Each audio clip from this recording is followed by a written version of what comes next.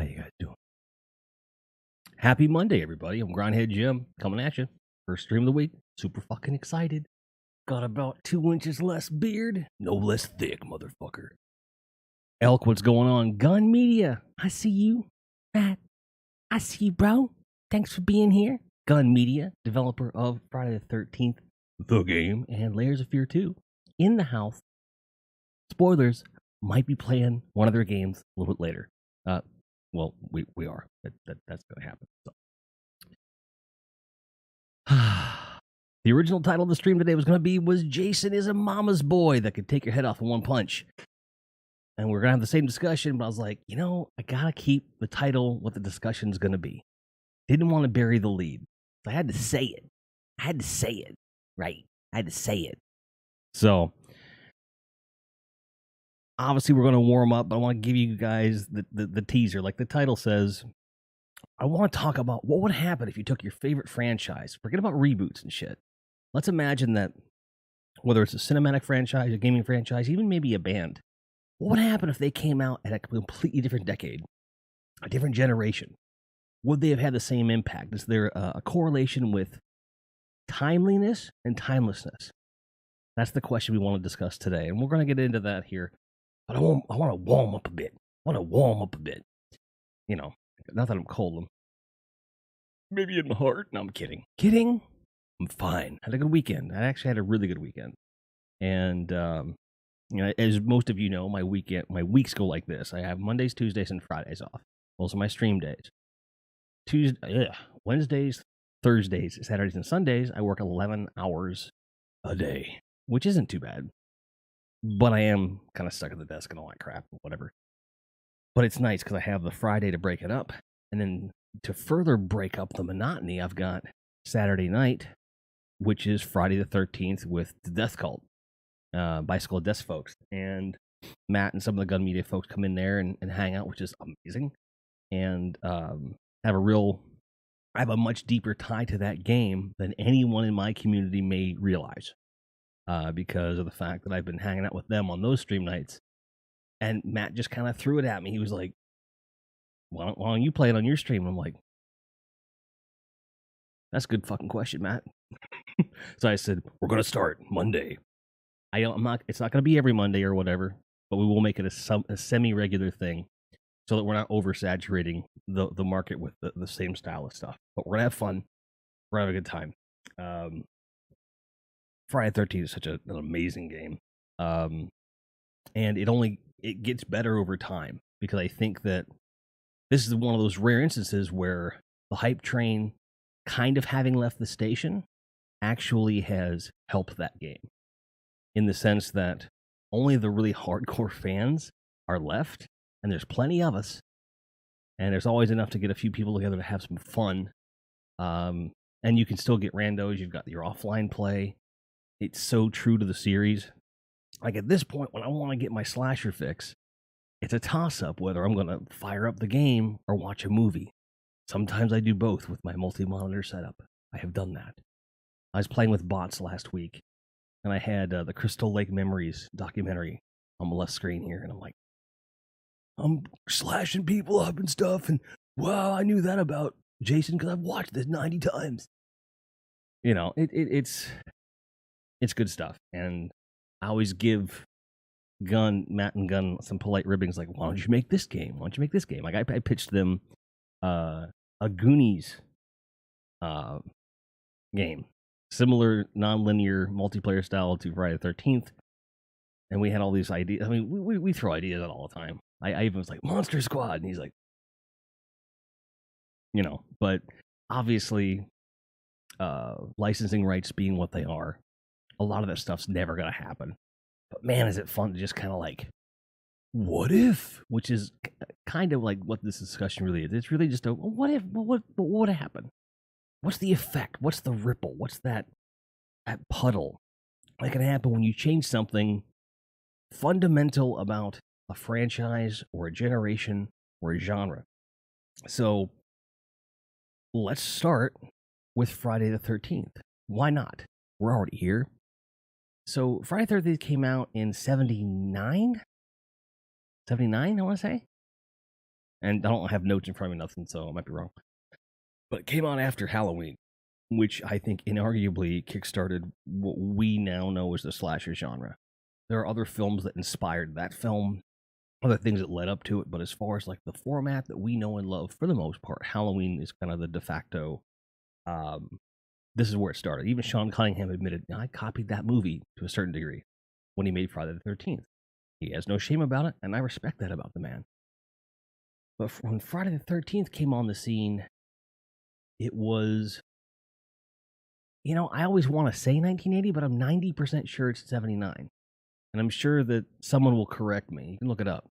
80 is where my brain goes, but 79, for some reason, is my brain trying to correct itself. So it's 79 or 80. Probably 80. I don't know.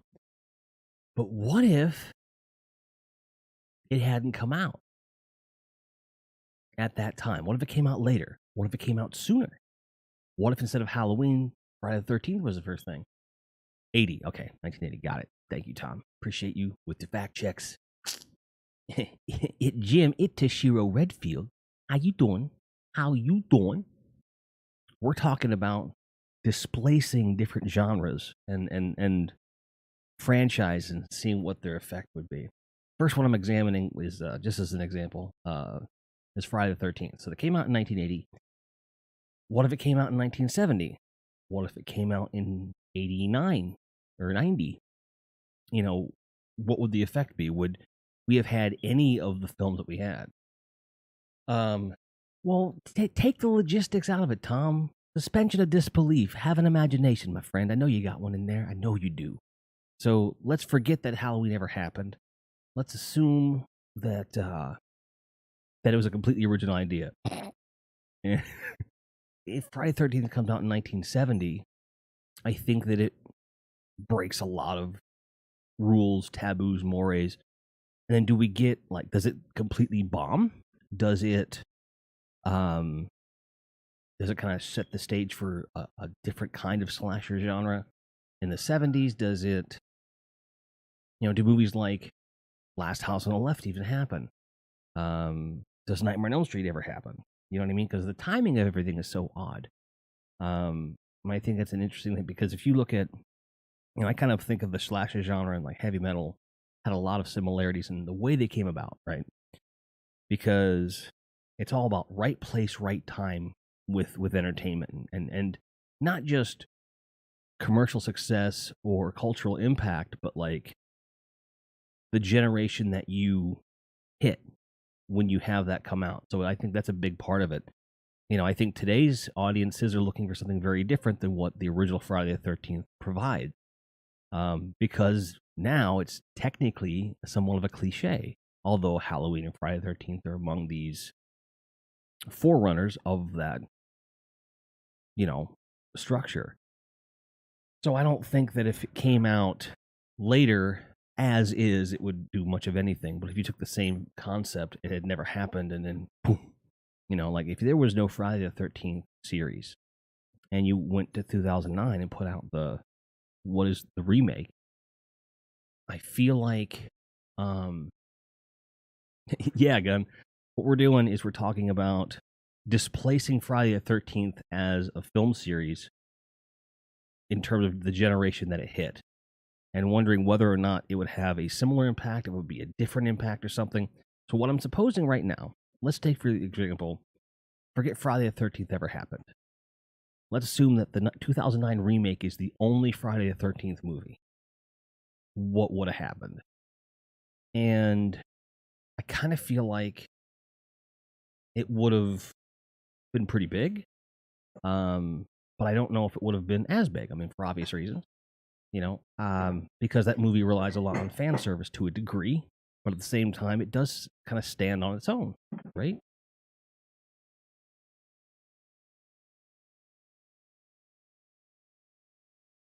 So I'm wondering if that movie would, just by virtue of having been the first one in the series rather than the 12th or whatever, if that would have been anywhere near as impactful, because I think stylistically it definitely lined up with the generation that it was being played to. I think that it had a solid story. there were some plot issues, which Shacha will tell you, that Jason doesn't use underground tunnels to travel, though it does explain a lot in a hyper realistic sense, you know. So I think in a lot of ways, like what that remake did, it was trying to take a Marvel Cinematic Universe approach or a DC Universe approach um to the ideas. Yes, I know, man. You get really like, oh, fucking tunnels. Hmm?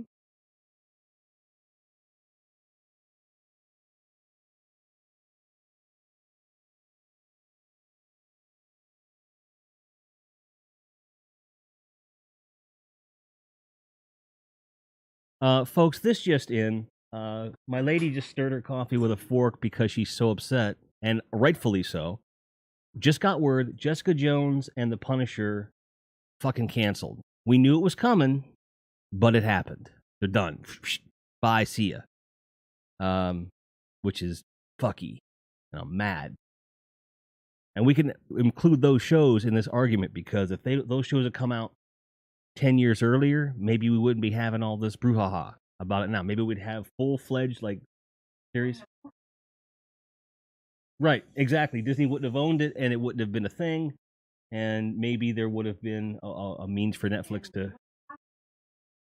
I don't know if you guys heard of it. She's like, if Stan Lee was around, that wouldn't have happened. Well, the ghost of Stan is going to haunt Netflix. Well, Disney didn't do it. Netflix is the one canceling the shows because they're financing it. And right, but Netflix basically licensed those shows, and the thought process is that because they're not really, they don't stand to make any real, not necessarily profit, but they have no real benefit to keeping those shows around at this point. That's true.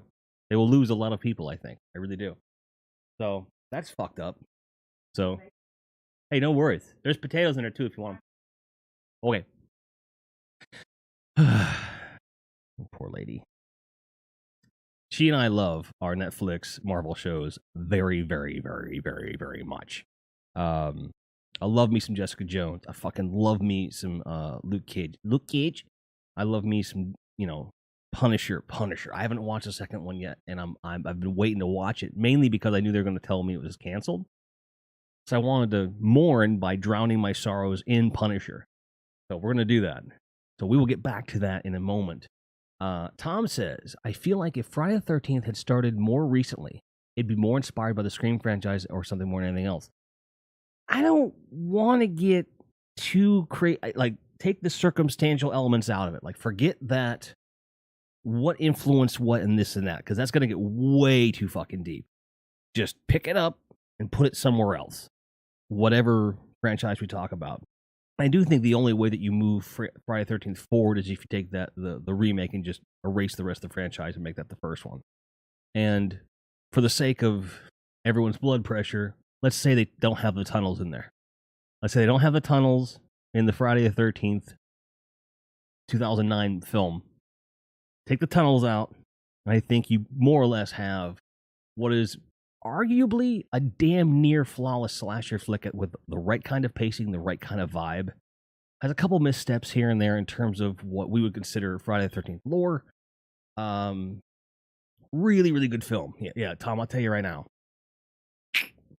If ever, here's the thing. If someone says you have to see, if you can only take one Friday the 13th movie and put it in your collection, this is a controversial statement. It would be a toss-up between A New Beginning and the remake. The reason behind this is that I feel like A New Beginning has the best looking Jason. You know, it's got Kane Hodder in it. I believe that's his first appearance under Carl Buechler. And John Carl Buechler, I should say. And it was an amazing film. Love it. Out of context, it's a bit difficult to explain to folks, but it's a great movie and my favorite. However, with knowing myself, I'm a show and tell guy. I love going, you got to see this. And if I had to just take Friday the 13th and show it to someone who's never seen Friday the 13th, a lot of times I'm going to lead with the remake because it does such a great job of setting the stage of here's everything you need to know about Jason Voorhees and his mom to a degree in terms of a primer to appreciate everything else Jason. It is a really good film. And it makes you appreciate the other films more if you watch them after the fact. Exactly. The remake covers key elements of the first 4 films, so it's a great story primer. So if someone likes that, you can go back to 1 through 4, 5, 6, up to 8, or whatever number you want to go to. I even like Jason X. Shoot me.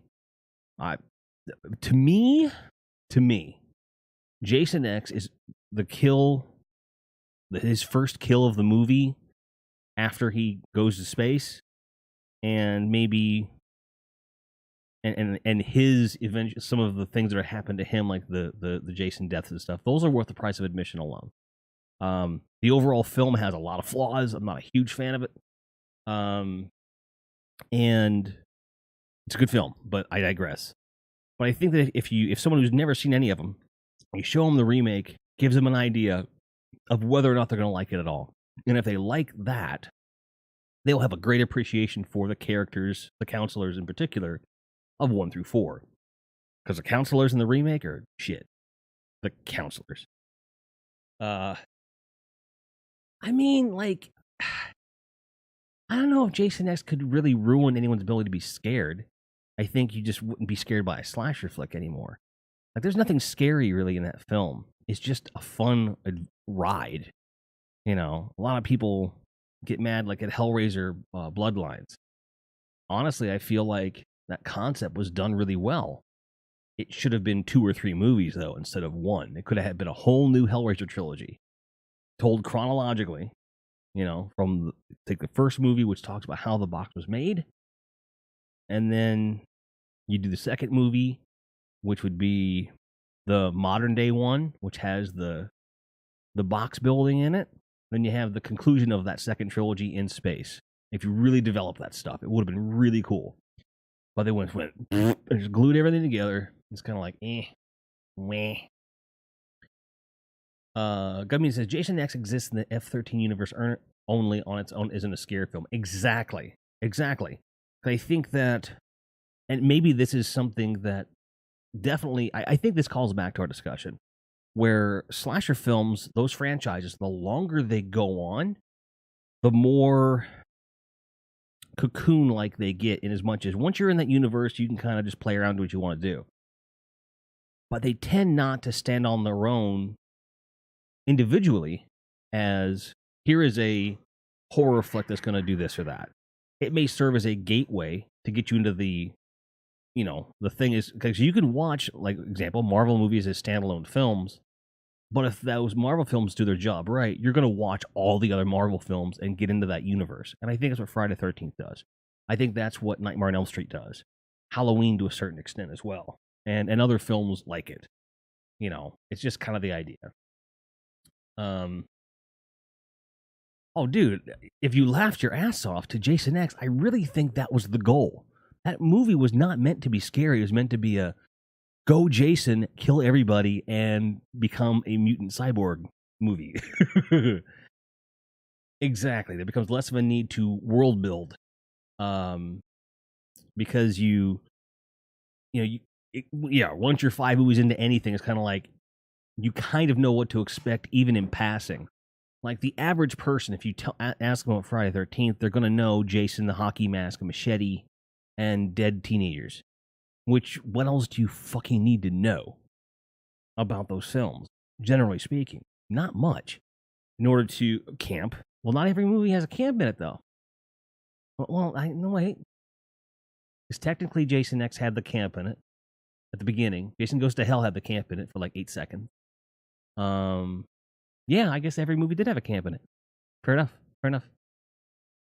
But like, I think most people are going to be aware of what to expect. And I think that if you take some of that cultural reference out and just took these things, put them somewhere else, it would be interesting to see what people think of. Did Jason Takes Manhattan have a camp? Yes. Because they were at camp, they were at Crystal Lake for the first, what is it, Matt, 10 minutes or something. It's basically it's an establishing shot, and then he leaves. They're like, oh yeah, here's Crystal Lake, see ya. Because the first thing that the director asks, can I take him out of the fucking camp? Can I put him somewhere else? And they're like, can we do that? And they're like, yeah, let's put him in New York. All right. And they're like, okay, New York's gonna cost this much. They're like, we don't have that much money. Take him to Vancouver, and we'll film in Times Square for like 10 minutes. I could have Jason, fuck this, I'm going to New York, man. This bullshit, fucking, yo. But yeah, I feel like Friday the 13th did so much for the culture of the slasher flick, and the kicked off a genre, not just in the theaters, but also like the whole home video craze, the kind of dogma of renting a slasher flick every weekend and shit like that. I don't know that would ever have happened if there wasn't a Friday the 13th at that time. Just like heavy metal would not be where it is if Metallica didn't come out right when Metallica came out. But I do feel like there are other film franchises that could exist in different times, right? Now, if you tried to do something on the scale of the Marvel Cinematic Universe in the 80s, if you take all the business out of it, I think the practicality of it goes away because the effects just aren't there. Would they work if you started the series a little bit later? Like instead of 2008 with Iron Man, if you started it in 2010 or 2011, I think it would work. Or if you started them now, I think it could work. Assuming that DC did what they already did, and we're like, ah. But then Marvel comes out and does their thing and blows everybody away again. I think that as long as you have the means to do it, technically, right? Marvel Cinematic Universe is pretty much going to work anywhere you put it, right? Psycho was the right movie at the right time, right?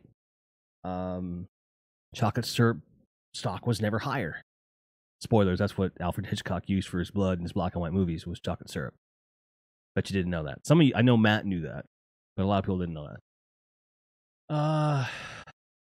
Gunmedia says, Tom, no, but the first five all did was establish things. Now it goes back what we're saying. I got you. Sweet blood. Yeah, dude. But then you figure like fake blood is corn syrup based for most films, which is like, and if you think about, you look at the main ingredient in most processed soda, it's high fructose corn syrup. High fructose corn syrup, which is the same thing. So, hate that shit so much. Give me real sugar. Give me real sugar, bro. Give me the soda. Get it in me. Right? So, I think this is the first time Matt's been here. As illustrated by the follow, which thank you again. This is what I look like. Hey, Bobby, this is what I look like, okay? Don't judge. I'm just here to vape and drink some coffee and talk to you about movies and games. Alex Morgan, thank you very much for the follow. Let me know how Alex Morgan 432 is doing. Thank you. So movies, I mean, the more iconic the film franchise, the less likely it probably is going to be it's going to work necessarily, but it could have an interesting different ripple effect, right? But with gaming, I think it's interesting. I think that with gaming you totally could change all kinds of stuff. Like if Destiny came out a year earlier than it did, if it was in the exact same state that it was, I think it would be different. I feel like, you can look at NES games, erase them on NES, and then make the Ninja Gaiden that came out on the Xbox, the first Ninja Gaiden. I think that would be cool. My gaming journey would have been very different because the game that sold me an NES was the original Ninja Gaiden on NES. And it's that's interesting to me because I have such a kinship and a link to that game series from the NES which is 20 years later, seeing that they were remaking that modernly on the Xbox was what made me want to get an Xbox. So I wonder if Ninja Gaiden on Xbox would have had the following it did had the original not existed. Or if that was the first one. Vicious, what's up, buddy? How you doing? How you doing? How you doing? Sir. Tom says, Star Wars starting earlier or later than you think about. Yeah, working. Oh, poo. I don't want you to be working, sir. Well, I want you to be working. I want you to be able to pay your bills and shit, but it is a thing. So, yeah, I think Star Wars could definitely be something that you could dick around with in terms of when it got released, because even today, most of those effects hold up pretty well. I think those would be interesting to explore as well, in the sense that, they certainly they had their impact, and so many people talk about from a cinematic perspective where they end up going with influence. Like filmmakers of every kind got inspired by Star Wars. It's crazy to me. And I just realized I have double captions going on right now. The engine that they use in OBS is not as good as the engine that we use for the captions over here. I need to get the OBS devs in touch with the web caption devs and be like, just take this engine and just link into that. Because you can enable and disable captions right on Twitch, which is pretty cool. But the engine sucks, so why would you? Why would you? So I just realized that my Discord link is not here. I gotta fix that real quick. Boom,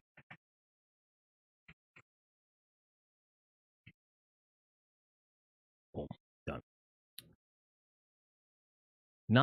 Tom says, not to mention the sci-fi craze Star Wars seemed to kick off, which would have started earlier or later, depending on Star Wars came out successful. Yeah, because look at what the effect was of Star Wars coming out.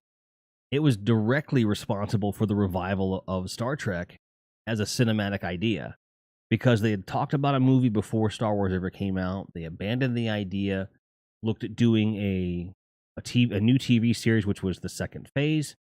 And Star Wars came out, was crazy big, and Paramount goes, fuck this, we'll make a movie. We'll take all of our ideas for phase 2 and cram it into a movie. And they did. And it was very, very Star Trek. And it was a very good character study of where all these characters had been for the last 10 years or so. And then slowly, by the end of that film, got them back to the Star Trek you know and love. Star Trek 2 came out and was like a bam, it was good stuff. And that went off there. But no Star Wars, Star Trek may never have made it to a silver screen ever. That's crazy. Crazy.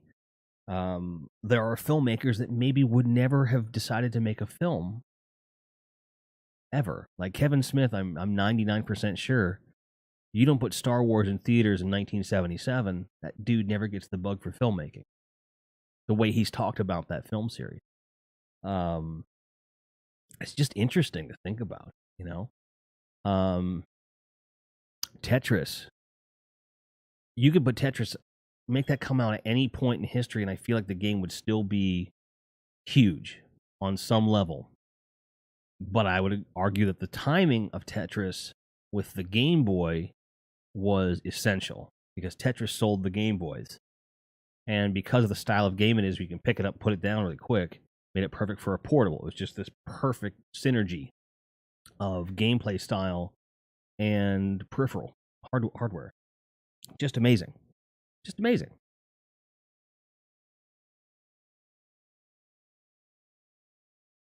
This year, it'll be, I think they came out in 89 or 90. Might be 90, pretty much 90 for that. But I think the Nintendo version of Tetris came out in 89, and then the Tetris for Game Boy came out in 90, along with the Game Boy itself. And so that would make it 30 years now? I'm getting fucking old, guys. I'm getting fucking old.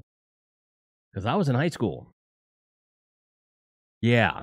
Y'all forget about that shit sometimes because I look so youthful and young. Weird.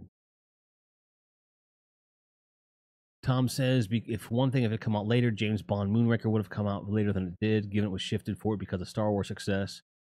Funny to think that's the thing that's happened. They're only in space for like the last 20 minutes or so. Yeah. And I would argue that James Bond in space for 20 minutes with a space shuttle should never be thought of to compete with the Millennium Falcon. I don't get it. I don't fucking get it. I don't fucking get it. So, can you guys think of a game franchise that could potentially have more or the same impact if you took it out of when it was released and push it forward or earlier? Bearing in mind the context. Like, you can't take a game like Friday the 13th and put it in the 80s. The technology did not exist for this game as it exists now to go then. Or even, this would be interesting, what if you did the style of game that Friday the 13th is, but that was the 8-bit version? Right? Because you had the simultaneous 4-player controller. You could throw that in there, and you could have split screen, and you could have nonlinear PvP. Like, it could have happened. That would be interesting. If the first Friday the 13th game on NES was closer to its current generation counterpart, how interesting would that be? That arguably could have been a very successful game. And perhaps we would have seen more Friday the 13th games. I don't know. What if, though? Now I want someone to mod the 8-bit game to play like this one does, the new one. Just for funsies. That'd be great. It'll never happen, but fuck, that'd be fun. Just for something different.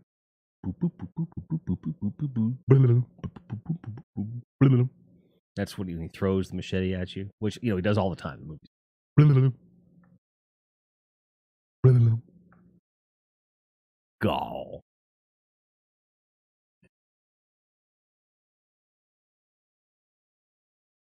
But like Donkey Kong, I've always wondered what would happen if you took Donkey Kong, and not necessarily like it starts now, but what could you do with that game today, right? Because we've seen 9,000 Pac-Man games. We've seen, a bunch of different versions of Tetris.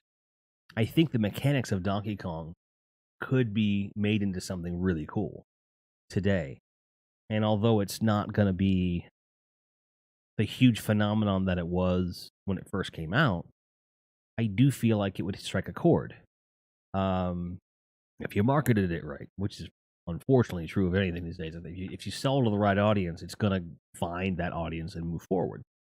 But it's a game that probably needs revived on some level, and not just an arcade port. Like, throw some more mechanics in it.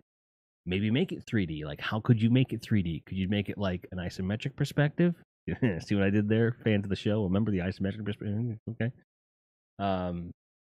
Could you do full camera control, where it's more of instead of going up the stairs, it's more of a maze, like you're on a single platform, or if it's a construction site, you have floors you got to get up, and you have enemies around every corner and shit. I mean, there's all kinds of stuff that could be done with that concept. That's my opinion. Granted, I mean, it's an Italian plumber running around a construction site, dodging fireballs and barrels, and smashing them with a hammer to get up to the top to rescue his lady from a giant gorilla. And it only sounds weird when you say it out loud like that. Athalanis, what's up, lady? How you doing? Good to see you. And today, Not only do we have our normal captions, we're rocking double captions. There's a button down there you can click on other captions. You can't turn these ones off though. But I'm double fisting the captions today. I keep forgetting that I have that turned on. I'm not going to turn it off though. You know, because what if the captions stop working right there? Doing good. I'm doing good. I'm doing good. That's what I'm doing. I'm doing good. So, double fist them. See, things said in an orgy. I mean, you know, that's just double fist him. Is that weird? Did I make it weird? Did I make it weird? No. Mm-mm. Fair enough. No. Hell no. No. I refuse. No. There are 4 nights. Ooh, the new version of GIFbot cues them now. So even if you do it during another animation, it goes boop. Fierce Kittens did some shit. Stream started skipping ahead on me, so I had to refresh. Oh, I got you. Right on. It's weird because I haven't streamed since I trimmed the beard. Like last week, I was telling you guys I gotta be eating, and the mustache was so long, I'd be chewing, and all of a sudden the mustache would pull, and I'd be like, pull my lip inside my mouth. It's not good. Not good for you at all. Like seeing my lip and my teeth, it's weird. Because normally it's like, they're just gone. They're in there. Mustache, good source of protein. That's true. It's true. Eat some hair, boy. Wait. Don't at me. Think you have a migraine? That sucks, Rez. I'm sorry. Depending upon what caused it, like make sure that the lights are kind of low and that you're not blasting anything too much in your ears. So no Cena for you today, sir. No Cena for you.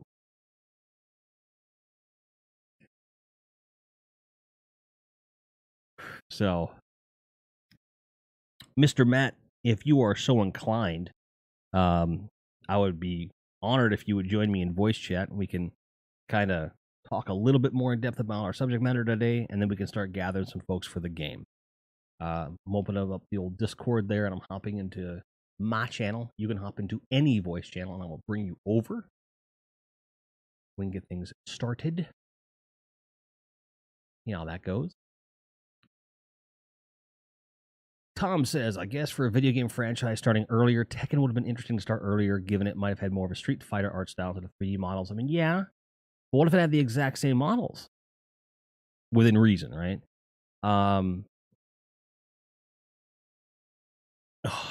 Watching a pay-per-view with headphones, I can see how that would be a problem, for sure. You know, I feel like Tekken, it's always been somewhat underappreciated. And if it came out earlier, maybe it would have had higher impact. Came out later, maybe it wouldn't have had any impact at all. You know what I mean? Because it was the smoothest 3D fighter that has ever come out. I think inarguably. They're still the best at it. And then the same company, Namco, made Soul Blade, Soul Calibur, depending on which version you do. Hello, Green Smork. And it was, you can hear what the refs are telling the wrestlers. Yeah, that is pretty cool. I use headphones for almost everything anymore. So when I don't, I'm like, hey, what are they saying? I'm so used to it being right in my ear holes, right? So I which is weird for somebody who has a surround system, but it isn't hooked up at this point. Because I really have grown to rely on being enveloped in sound. And I find that an interesting limitation. But I guess I've never considered if someone doesn't normally use headphones and they start using them, that could be a detriment for them. You know what I mean? I think that's it's interesting. Green Smork. Thank you for the follow. Appreciate you. Appreciate you. But it makes sense. You know what I mean? It makes sense. Makes sense. You can't really it's just a foreign concept for me. Just to say the least. So it's just a thing. I'm sending out a couple game invites here. If you folks are in chat and you're online, you're on my Steam's friend list. I'm a Steam's friend list, and you're able. Let me know, and we'll get you in game here. Is 3Z streaming right now? So she's not streaming. I'll invite her too. So she's online. I'm gonna call her out.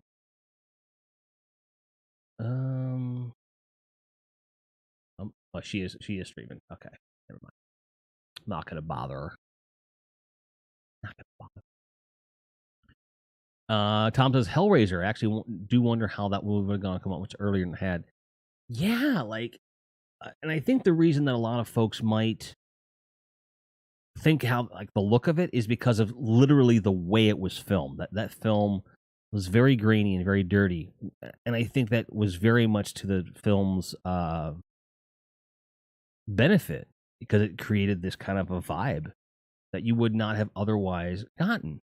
That's just a virtue of the film, my opinion. But I also wonder, had they waited just a couple years and gotten a slightly bigger budget, but still been able to be independent, if that would have made a difference. I don't know, but so many of the franchises we're talking about are very much lightning in a bottle situations. I think that's why the conversation is so interesting, in that it seems almost inconceivable for them to come out at a different time because they are so ingrained in a certain generation's mind. And the reason this comes up in my brain, the whole reason I wanted to talk about this was the fact that so many times each generation will scorn the next, and each generation will scorn the previous generation's films, like, that's stupid, without really acknowledging that what came before gave rise to what you have now. And I have to wonder, like, what would be different? You know, like Rambo, for example. Rambo was undeniably a Reagan-era red meat, kill all, well, frankly, foreign entities, Cold War film franchise after the first one. Because without the Vietnam War, the first film never happened. The book never happens. The first movie never happened. However, you could make the same First Blood movie about someone who had PTSD from either the first or second Iraq wars, and it would still work. You know what I mean? The timing of it would have been a bit different. The public view of veterans is different now. So I wonder if it would have had a similar impact, or if it would have been totally different, right? Because when the first one came out, veterans were cheering like crazy because a vet got to actually have a voice, which for so many veterans, it just didn't happen in the States at all. Interesting. Rez says, I don't typically watch TV with headphones, but WWE with the audience being what it is, I think it'd be cool to start using for PPVs. I agree, because it certainly gives you more to ingest, but that also may be why your head is overwhelmed, man. Might be why.